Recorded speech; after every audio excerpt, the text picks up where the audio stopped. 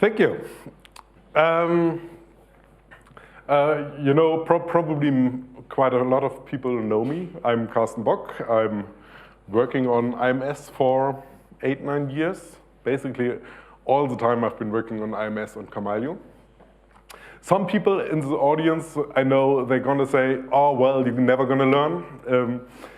IMS was never good in the 90s and it still isn't good, but I'm still doing it and I'm still loving it.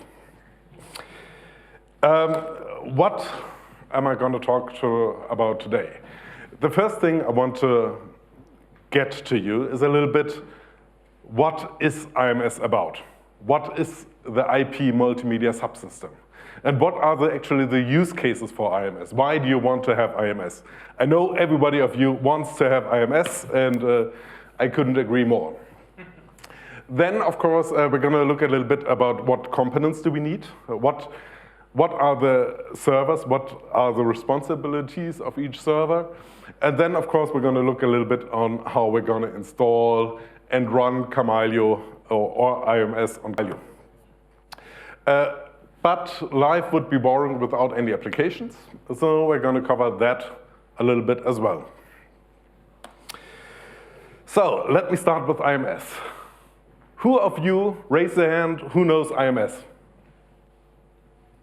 Wow, more than I expected, way more than I expected. Okay, the IP multimedia subsystem was actually created by the Third Generation Partnership in 1999. Usually I used to say in other presentations it is best of the 90s. It has always been, it has been around for quite some while, and I think quite recently it really got speed. First of all, if you look at IMS, it's an IP multimedia subsystem, then it's an architecture. It's purely an architecture for services.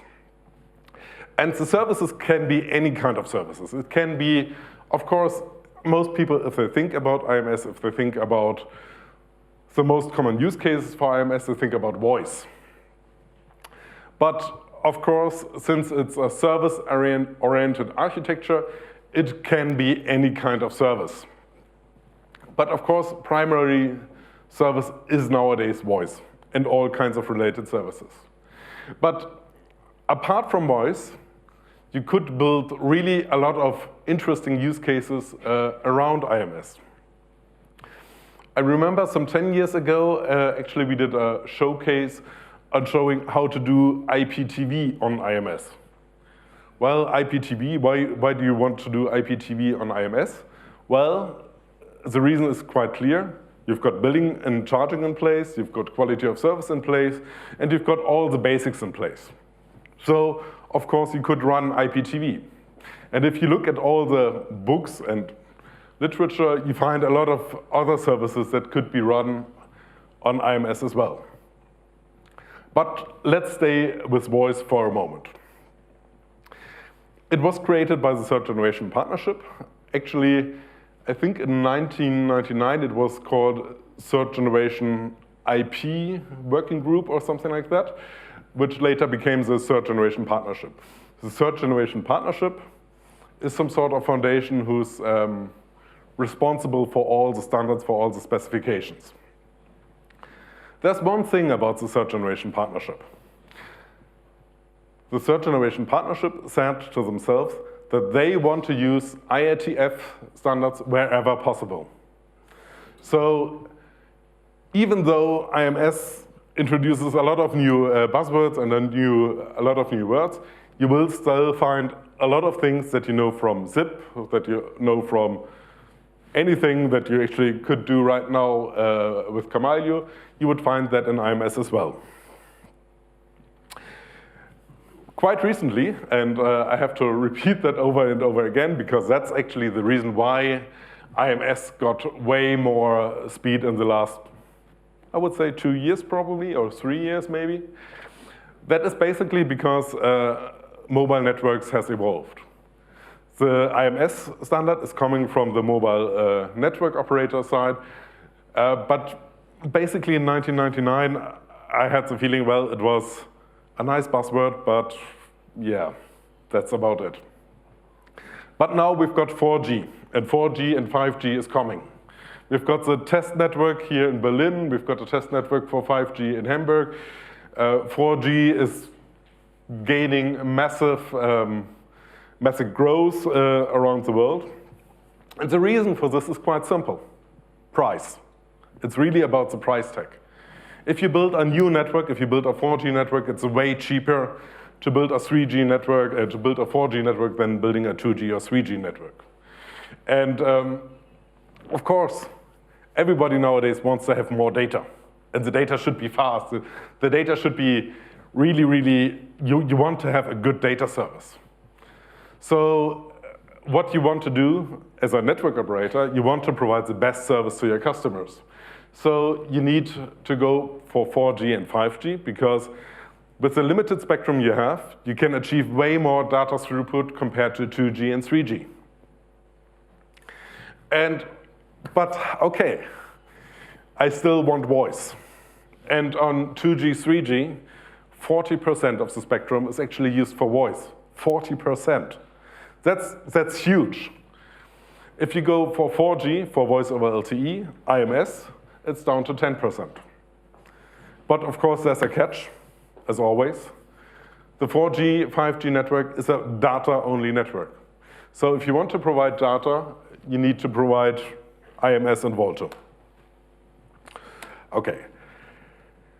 If you look at the specs, and if you look at the IMS the first time, you will find a massive amount of acronyms.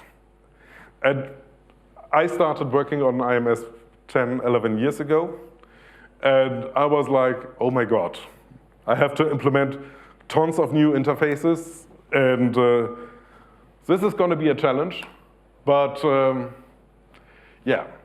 So if you look at the interfaces that we've got, we've got the CX interface, DX interface, RX, RO, RF, ISC, GM, MV, and UT. Those are the interfaces that we actually have in Kamailio. And who's lost? What? S6A, yes, of course. S6A is missing, and a lot of others as well. But then, look again. I said at the beginning, the third generation partnership follows the IETF wherever possible. So a lot of those interfaces are implemented using ZIP, RGP, RGCP. Some interfaces are implemented H.264, 248. And of course, we've got some diameter. Diameter. Who knows diameter? Okay, still quite a few. What is diameter compared to radius? Diameter is double the radius, right. So diameter is really an extended version of radius. So nothing really,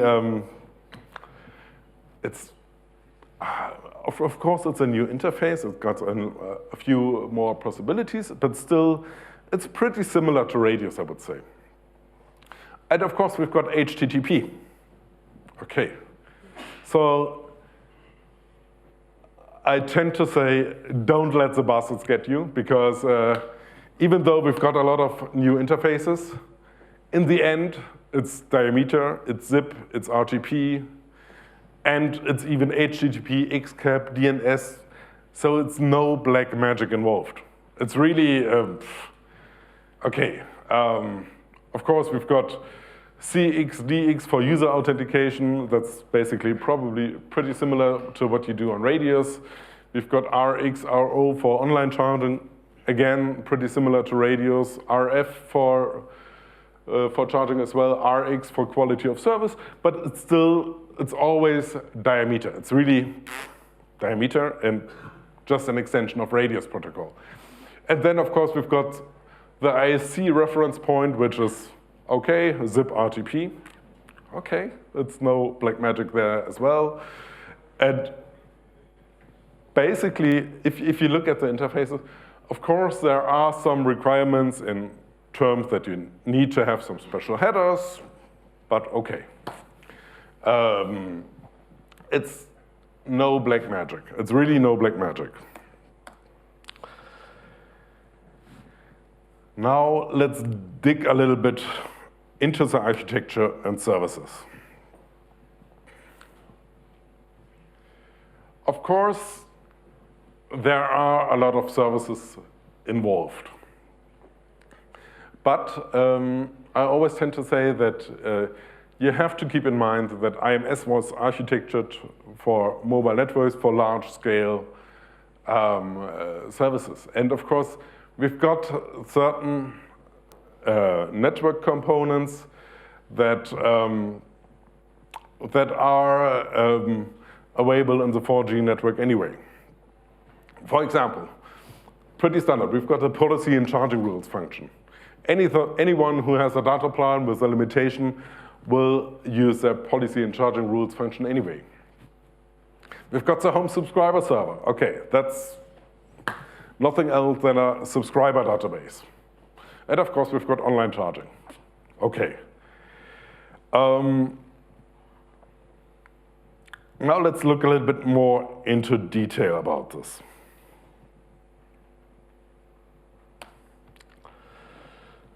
First, the first component in our picture is the proxy CSCF. The proxy CSCF is the entry point to the IMS world. The proxy CSCF is some sort, it's technically, if you look at it in zip terms, it's nothing else than an outbound proxy. Outbound proxy, that's something we've known in zip for quite some time. Probably one difference that we have in terms of outbound proxy is that if you look at mobile networks, then the device, the user equipment, a phone, will actually learn the outbound proxy during network attach. And the reason for this, again, is simple, because, of course, you want to have the proxy CSCF likely as close to the subscriber as possible, because you want to do quality of service, so you have to control the right network cells. And for example, DHCP, the 3GPP specs actually tells you that you could assign the outbound proxy, the proxy CSCF, using DHCP. That option has been in the DHCP protocol for ages. So again, no black magic. Of course, you could use DNS. You could even configure it static if you want. Since this is the point where the messages from your user equipment, and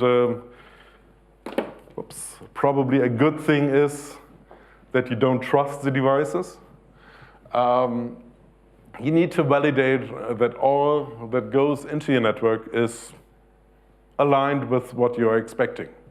So on the proxy CSF, we do kind of message validation. Are all the headers there? Is this a valid device? Is this, we're doing all kinds of denial of service attacks, detection, all the basic stuff. Even stuff like, for example, if we want to modify, if we want to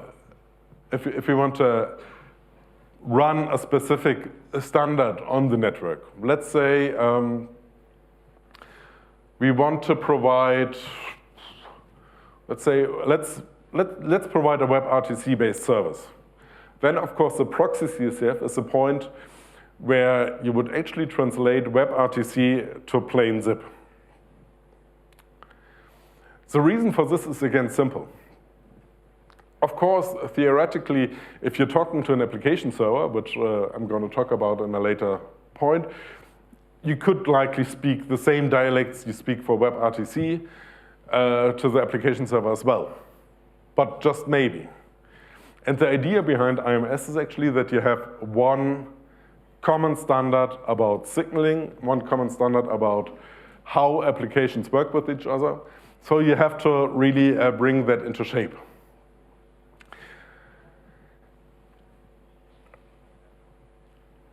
You can, on a proxy CF, of course, provide additional services.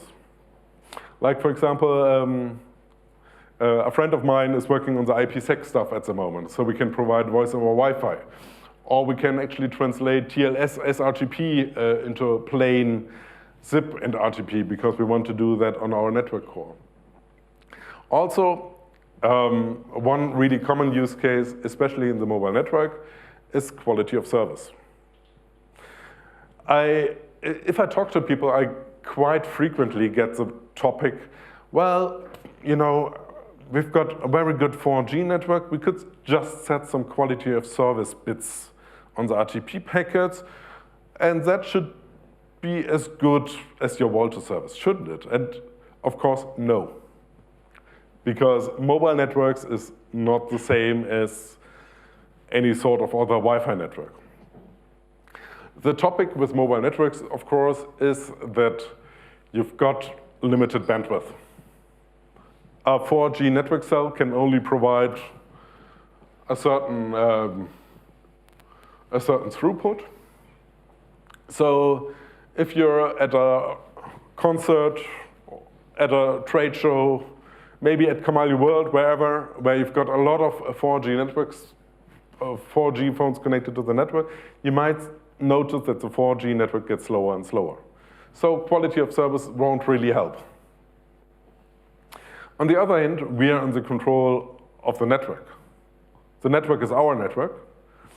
And since we are also providing a voice service on our 4G network, we want to do something about it. Oops. And the thing about it is actually,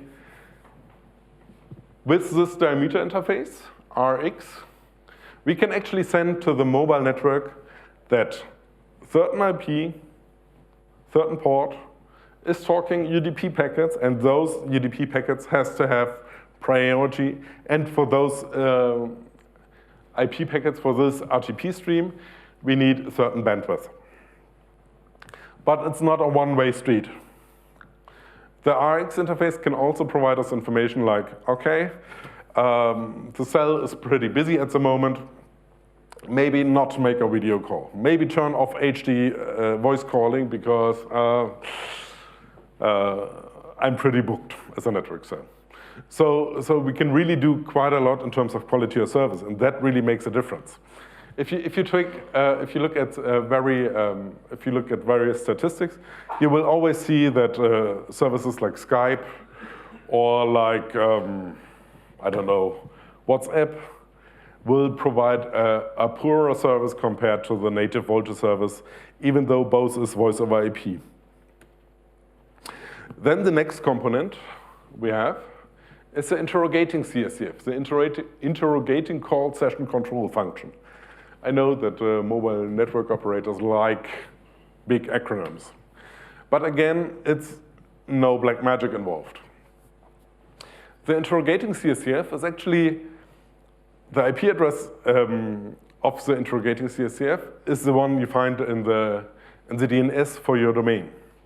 The proxy CSCF is the outbound proxy. So the outbound proxy should route it to your domain, and the domain should point to the interrogating CSCF.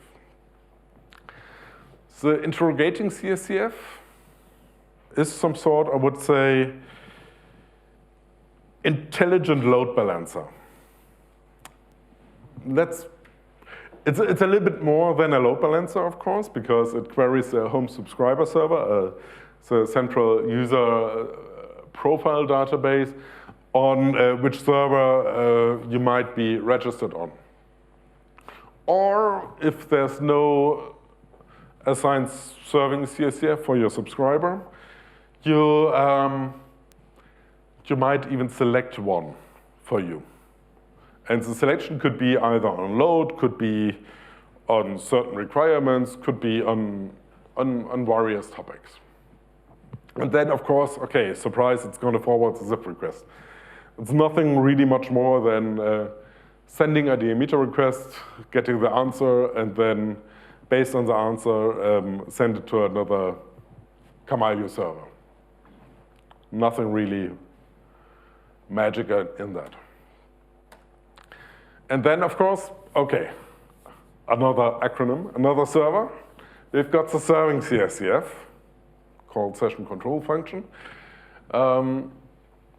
And this called session control function provides registration service.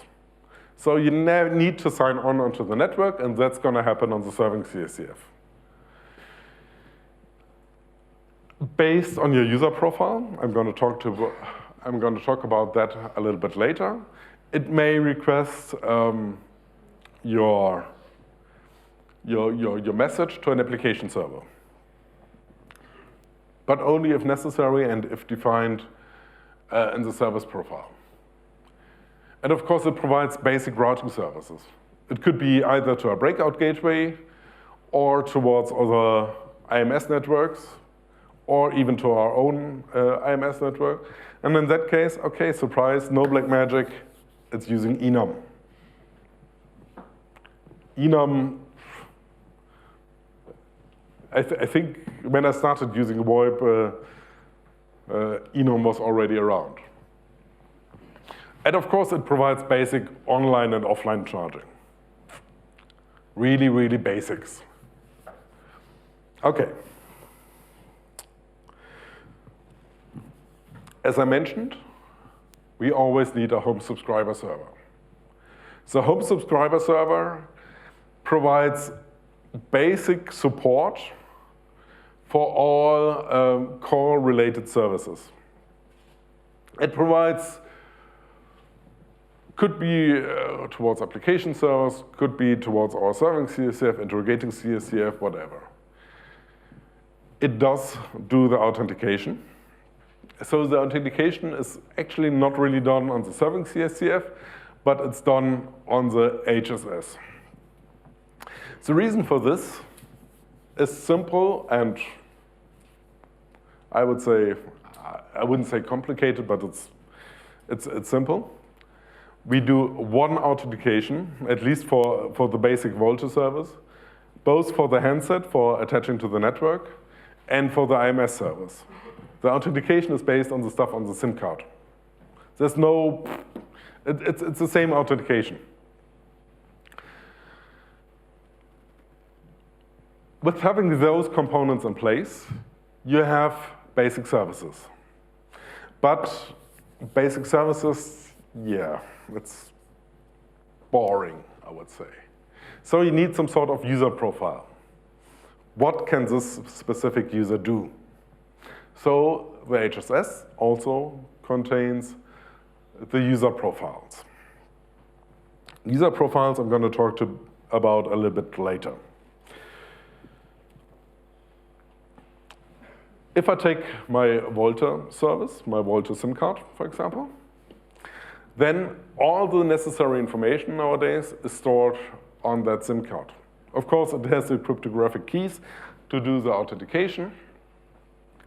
And of course, every SIM card has its own International Mobile Subscriber Identity, or IMSI. That's a shortcode on the phones where you can actually find that IMSI. The IMSI is always constructed in a certain way. The first 2 digits are the country code, mobile country code. The second 2 or 3 digits, that's a little bit more complicated, are actually the network code. The network code, you can have multiple network codes per country. And then, of course, there's the user part, which in this case is 1, 2, 3, 10-digit number.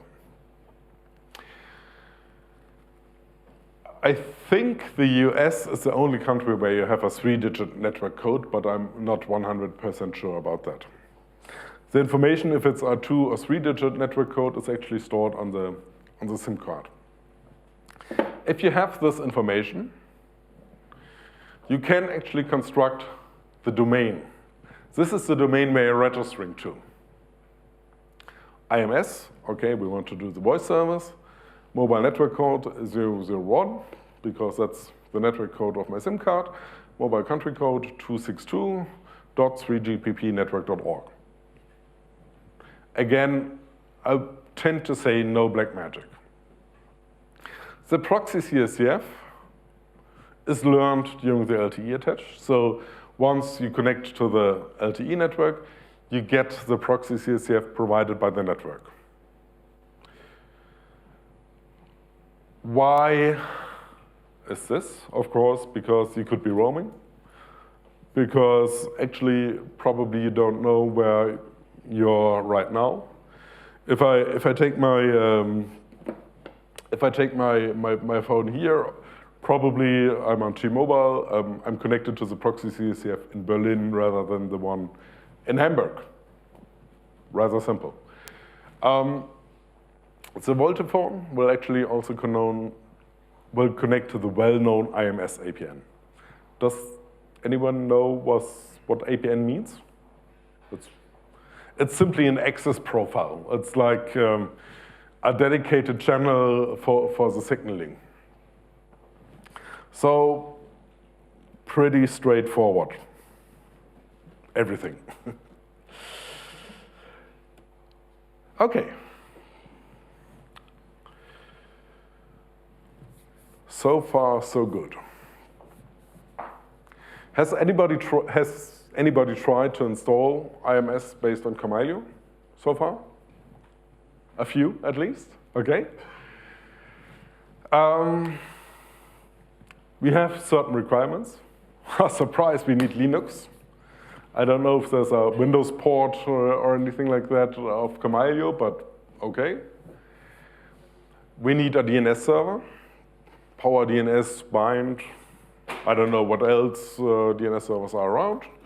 And maybe we want to have a database for persistent storage. Maybe we want to have our services to survive a restart. Okay. Then, of course, we need an HSS. And for the HSS, we've got several options. Of course, we could use the Fraunhofer HSS. Slow, not really nice, but works. Or we could basically use any other sort of network HSS. This is one of the key benefits of IMS. The main idea behind having all the specs, having all those reference points, having all those acronyms, is actually that we can plug and play various components. Of course, for a small lab setup, we can use a simple Fraunhofer HSS, or we can use the HSS we've built. We can use Busama Networks HSS, Ericsson HSS, whatever. Basically, any HSS should do, because the network interfaces, the diameter messages that are coming from the IMS core, which are going to the HSS, are pretty much standard. Pretty much is always. Usually you need little integration, but I can say we've been working with ZTE, Huawei, Ericsson, Nokia, Siemens, Soma Networks, our own Fraunhofer, basically quite a lot. And that's the same point for all other diameter interfaces. For example, the RX interface we've integrated with Ericsson, with ZTE, with Amarisoft, a small French company providing a small 4G network cell. And okay, the Amarisoft people were a little bit, Amarisoft is research driven, so they came up and says, well, okay, this is not according to the standards, so it doesn't work, but okay. Kamailio is open source, so we can easily adapt that. Okay. So, in order to install Kamailio with IMS, it's usually just simple apt-get install Kamailio, Kamailio IMS module, and likely a few others, like XML modules, XML RPC modules. It's pretty straightforward. For all of the configuration files, we have a pretty common approach. We have a Kamailio CFG, which is the main configuration.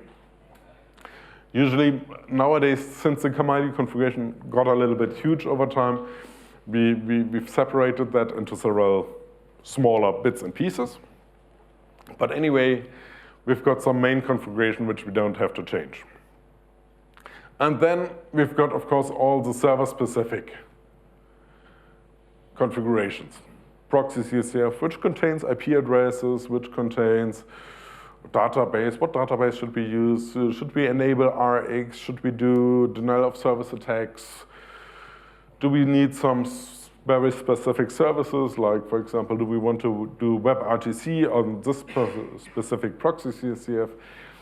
Everything that's really, really server-specific, we've put into a separate configuration file, which makes update and management, I tend to say, a lot easier.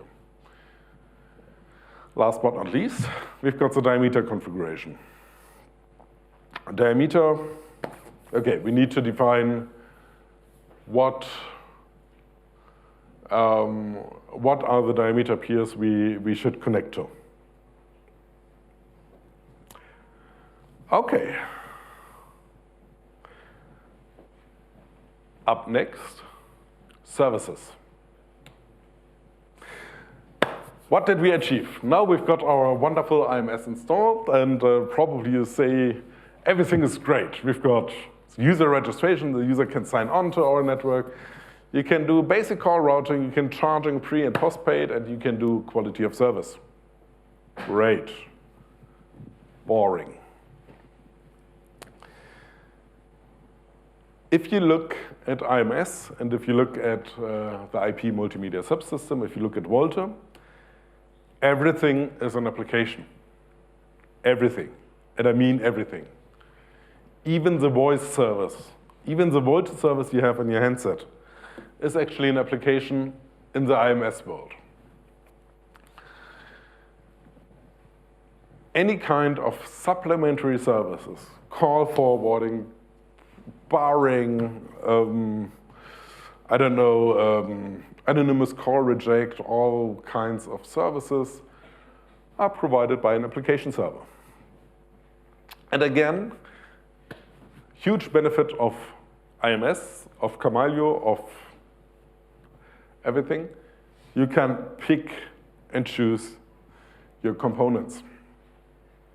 I've been working for Telefonica before I started working on Kamailio IMS. And of course, we had an Ericsson IMS core, and we had some, I think, Metaswitch MMTel application server. And it's supposed to be working. And it did, actually.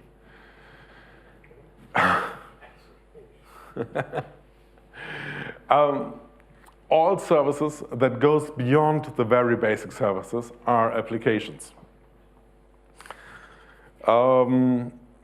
I know that Dean Bublé always complains that RCS is dead. And I don't agree with him on that point, because too many people are asking about RCS and RCS-based services. And as you know, Kamailio can do presence. So RCS would require some work, because we have to align it with the standards. But again, in the end, it's no black magic.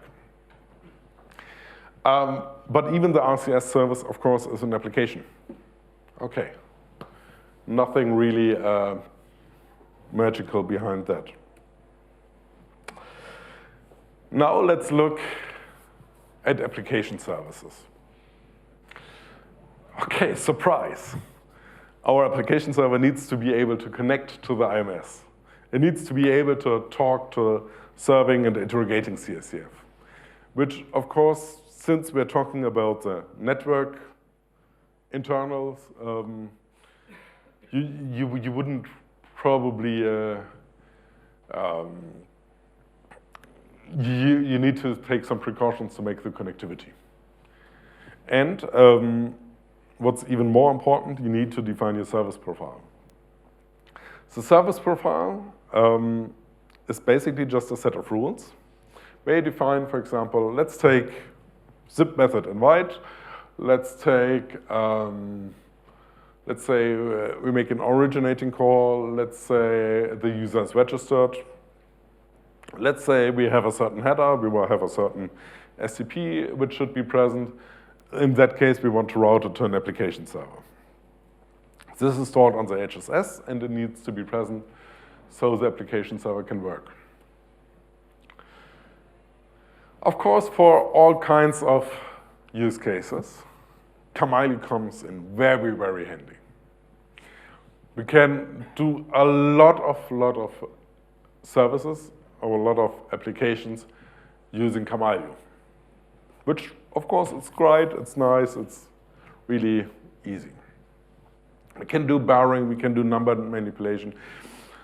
I tend to say if I have my IMS core, if I have only the IMS core, I would always have to dial +49 whatever, and that's not really user-friendly. And I want to have some, maybe I want to have some shortcodes, something like that. And of course, maybe I want to have some barring. I want to do call forwarding. Call forwarding is also quite nice. And maybe at some point, some rich services. Presence, SMS. SMS is a rich service. Anything like that. So for all these kinds of use cases, you can quite easily use Kamailio again.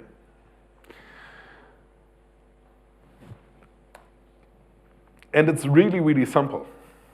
It's really, really simple. I've created a small, simple application which will do nothing else than just rewrite my dialed number. It will go through the main route.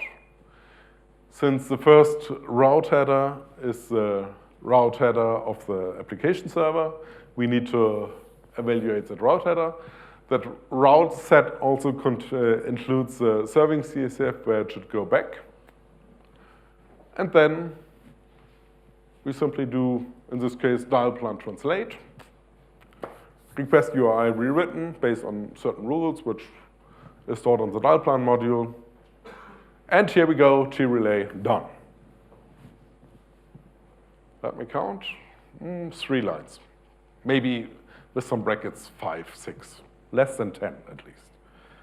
Really simple. And you can create actually quite a lot of services like that with really simple Kamailio configuration. It gets a little bit more complicated if I want to do some combined services. In this case, I want to have the dial plan, the request URI rewriting stuff in place. And maybe for the terminating use case, I want to have a call forwarding. In this case, the call forwarding is rather simple. It's just rewriting the username to a different number.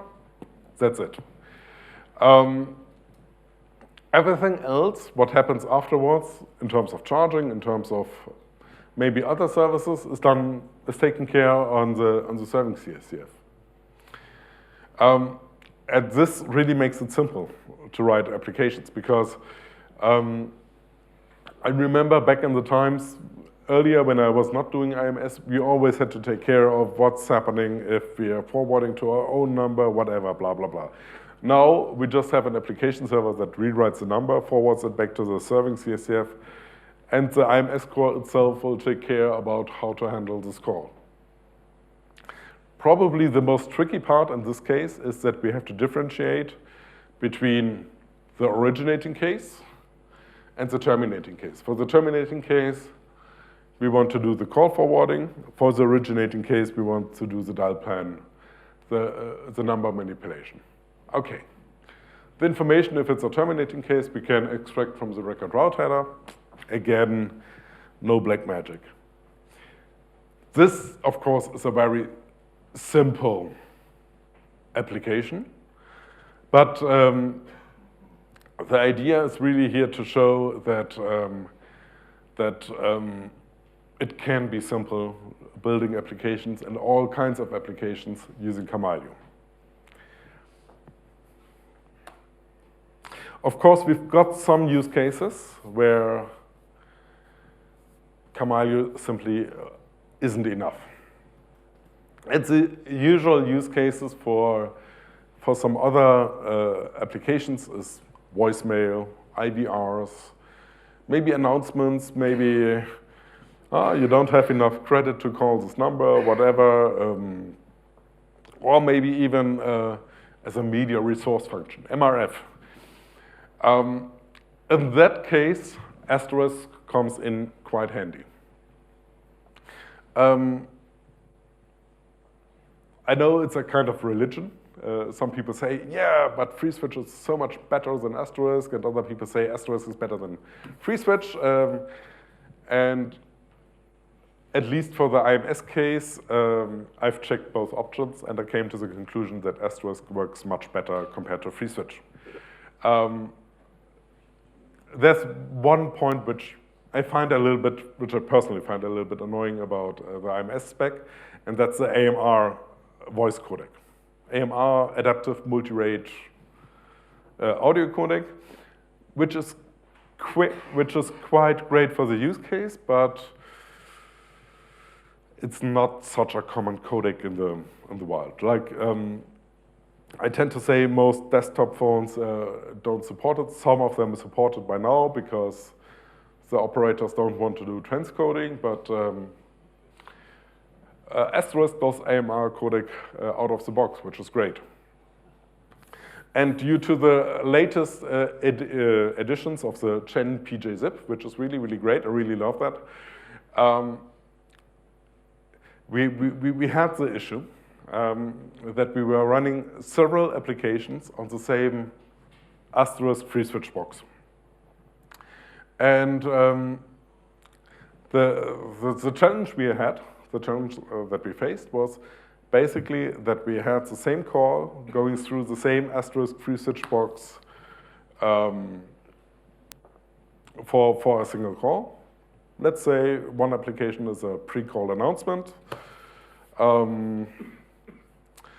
Another use case is, let's say, call an IVR. And in that case, FreeSwitch really, really sucked because it really didn't behave the way we wanted. Asterisk did that perfectly great, but only on the Gen PJ zip. Let's say we want to make a quite small pre-call announcement.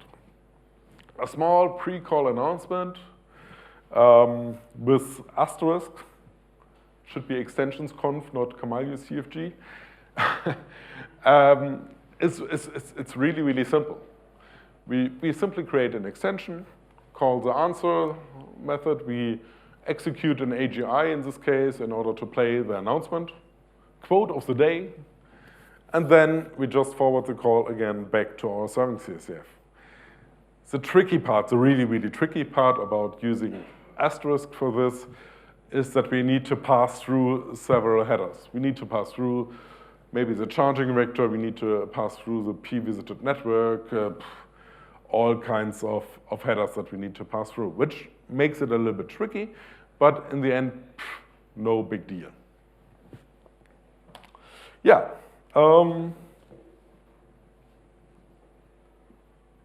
45 minutes. Questions?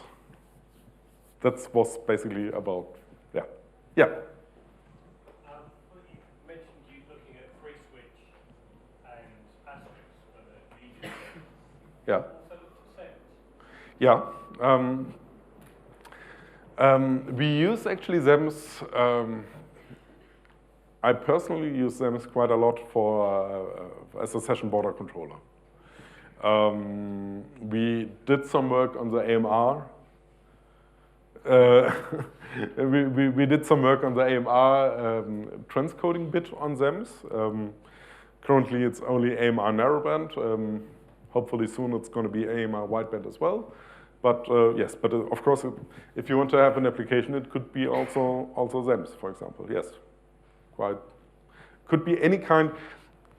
Since I mentioned earlier that the ISC interface, which is the interface between the IMS core and the application servers, is plain zip and RTP. You can really use any kind of application that talks zip.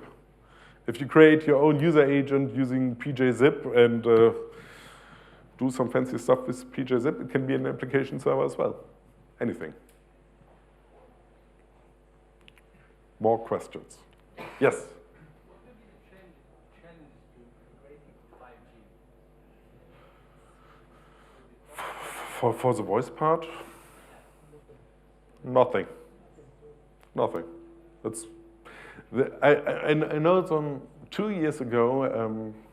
I was speaking with a Belgian operator, and they told me, well, they might be aware because there are some discussions about going on about replacing IMS on 5G, but it's still IMS and 5G, and it's going to stay that way. Okay. And, yeah. What was the question? Can you repeat it because we didn't have the? No, yeah. What was the question before? I didn't get the question. Okay, who wants to ask a question?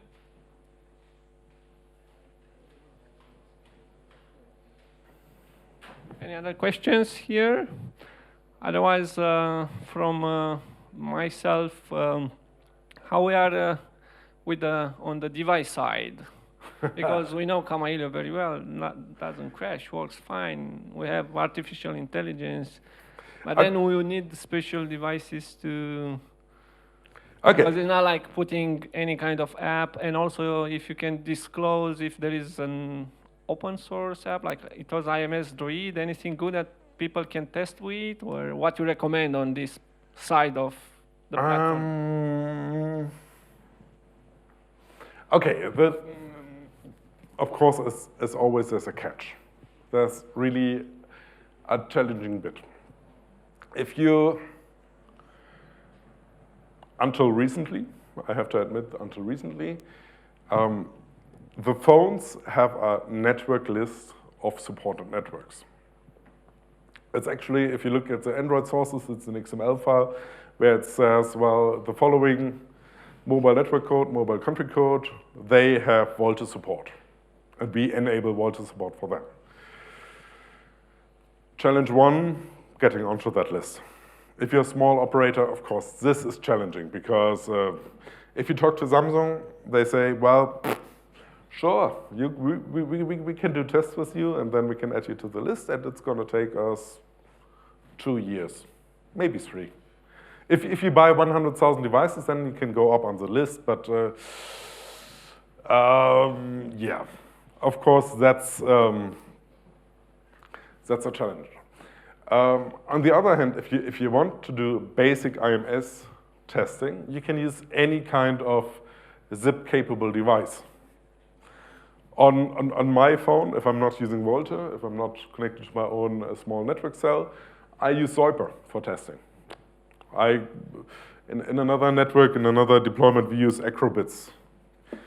For some testing, we use IMS Droid because IMS Droid does SMS over IP. Okay, so there are a lot of options there. If you call me in my office, my desk phone, which is a standard SNOM phone, is connected to my IMS core. It can be any kind of zip-capable device. In order to get onto the device, there are actually some workarounds. And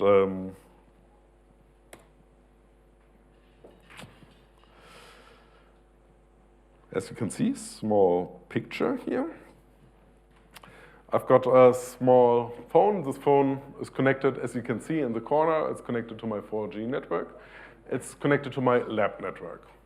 My lab network is actually a 4G only phone. It's in the suitcase over there. 4G only, no VoLTE service, of course I cannot make any calls. That's gonna fail. Surprise. Because it's still connected to the 4G network. Now there are some ways to circumvent this. And that's actually by creating a small app. I'm going to talk about this a little bit more in detail on Wednesday morning, if you get up early. You see, once I've installed the app, up right in the corner, the VoLTE logo appears. And, wait. Here we go. You can, of course, instantly start your voice call. In HT, amazing, great quality. So there are ways around to get there for the VoLTE service, for the handset, even if you're just a small operator. Okay, sounds good then. Last chance for a question, otherwise we have to move on. Okay, thank you, Carsten, and there will be